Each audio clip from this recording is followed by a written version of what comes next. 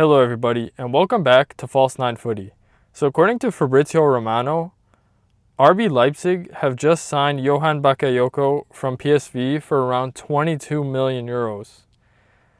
I just want to start by saying 22 million euros for a player of Bakayoko's caliber and potential is honestly really, really good.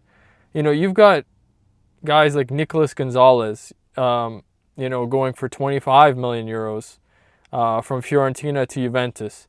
You know, you've got guys like Brian Mbeumo. You know, people are looking, Brentford are wanting like 65 million for him. And obviously Mbeumo, he put up great stats. But honestly, a player like Bakayoko has potential, in my opinion, that's honestly at or even greater than Mbeumo's. So to get him for around 22 million euros is honestly a great bit of business by RB Leipzig. And I want to talk about kind of how he'll fit in the RB Leipzig squad, and potentially other teams that missed out on him that he would have been suited for as well, because he does kind of like he is pretty well suited for the RB Leipzig squad, because on the right, which is where he plays, he's like a right winger kind of player. You can play him as like a right attacking mid too if your formation is like that. I mean, he fits in perfectly in the RB Leipzig squad. But there are other teams out there that I think could have used a guy like Bakayoko. And so if we talk about Johan Bakayoko, like what kind of player are RB Leipzig getting? Yeah, he plays on the right side, as I said before. He's left-footed. He's around 5'10". He's 22 years of age.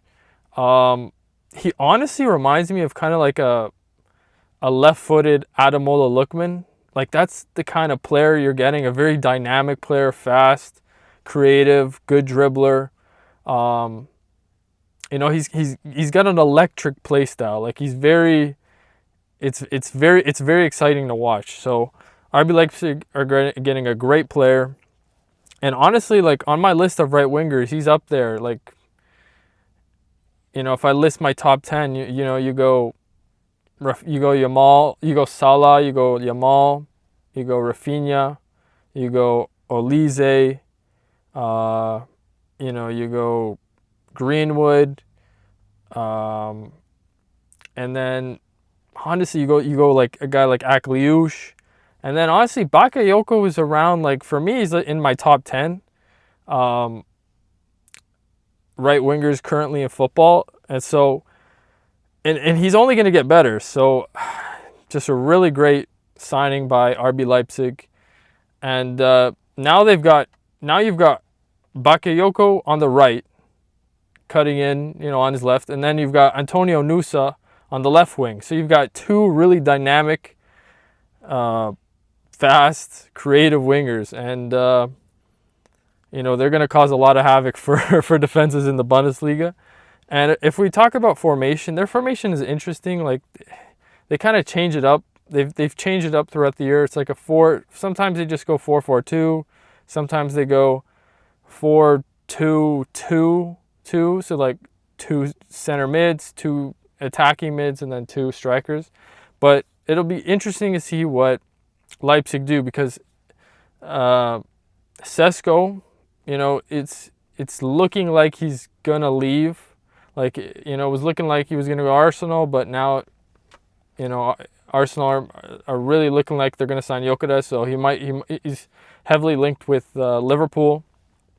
So if Sesko leaves, you could have a starting lineup for RB Leipzig in the 25-26 season of like Gulashi in net, and then you can go, with their back four. It could be Nedeljkovic on the right, and then the 2 center backs. Lukeba has got to play, who's terrific, and for me, El Shaddai Bichiabu has to play a lot, because again, he's really, really good. El Shaddai Bichiabu, and then you can go Klosterman or Willi Orban. You rotate, interchange when given the amount of games they play. And then on the left, you go David Raum. The two CMs, or the holding midfielders, you go Arthur Vermeeren, and then you go Seevold as well, Nicholas Seevold. And then attacking mid, like what I would do is, honestly, I would go 4-3-3 attacking, right? The two CMs, and then you got Xavi Simons as the attacking midfielder. And then and then it's pretty easy from there. You just go on the right, Bakayoko, on the left, Nusa. And then up front, if Sesko leaves, you go Lois Openda. And then, you've got substitutes. Like Baku Riddle Baku could be the substitute for Bakayoko. Nusa's substitute could be Tidiam Gomi, who they recently signed from Cannes from France. So that's what I would do. I would go 4-3-3, and then obviously you have your substitutes. You have Amadou Haidara. You have Baumgartner, who could also start. Christoph Baumgartner. Your Kevin Campbells. I also forgot to mention for the defense, they have Lucharel Geertruida from the Netherlands. He's pretty good. So honestly, Bakayoko really helps them because that right side is locked down now.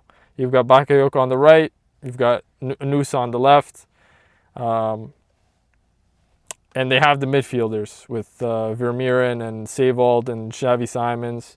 They even have Elif Elmas. They have Baumgartner. So they've got options. But in terms of the clubs that I think missed out on Bakayoko, my Juventus, I believe, really missed out because that right side needs a lot of help. Again, Nicolas Gonzalez, they bought him for 25 million euros. Bakayoko, for me, is a better player than Nicolas Gonzalez, and already, and will be even better in the next couple of seasons. So I expect a big season from Bakayoko too.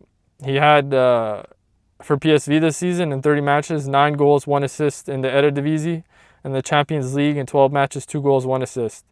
Again, I'm expecting a lot more production this year from him, but yeah, just an exciting signing. Yeah, again, so the teams that I think missed out: Juventus for sure, Manchester United need help on that right side. They have Amad Diallo, but they don't really have much else. Obviously, they're going after Mbeumo, but honestly, Bakayoko if you could get Bakayoko for 22 million euros, I would much rather have Bakayoko than Mbeumo, because Mbeumo's good, but I don't know, like he's been good for maybe 1 or 2 seasons. Yeah, like Mbeumo, his breakout season was, you could say it was last season in the Premier League, the 23-24 season, 9 goals, 6 assists in 25 matches.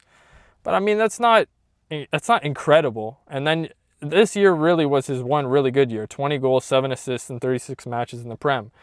And Bakayoko, who I think's potential is greater than Mbeumo, 22 million euros. Again, if I was Manchester United, I would definitely go with Bakayoko over Mbeumo. But there you have it, 22 million euros. I'm still surprised by that price tag. That's really, really good considering, you're just talking about last season. You're talking about a guy like Rasmus Højlund going for 70 million euros. Obviously, it was Manchester United, but, to get a guy like this for 22 million euros, solid. Other teams that missed out, yeah. As I said, Manchester United, Juventus, maybe AC Milan, maybe an Inter Milan, because I feel like Inter need a little bit more going forward. So maybe an Inter Milan. But there are a bunch of teams that I think that if they didn't have really a lot of right-sided, production or players to play there, I think like Bakayoko is one of those players. Like, again, for me, if you need a right winger, if your club needs a right winger, there was Johan Bakayoko. There's Mason Greenwood, who's gonna go, like, he's apparently he's gonna stay this next season at Marseille, but he's gonna go somewhere. He's gonna go to a big club for sure. Obviously, Marseille is a big club, but you know what I mean. Like, he's gonna be one of the world class players in this new era of football, this post Messi, post Cristiano era. So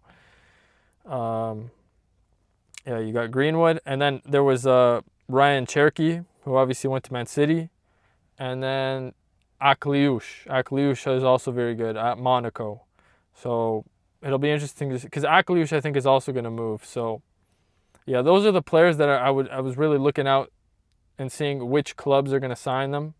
And so Bakayoko's gone, and now left are Greenwood, Akliouche. Yeah, Greenwood and Akliouche. So we'll see what happens with those two. But yeah, Bakayoko to RB Leipzig. Great signing by RB Leipzig. You know, expecting a lot of production from him. And also Antonio Nusa on the left side this year in the Bundesliga. So, but yeah, they're really exciting as well because they're good defensively, or like they at least they have the personnel to be good defensively. They have a solid midfield, and then you have a striker as well. You have Openda, so just overall uh, a well constructed squad. So yeah,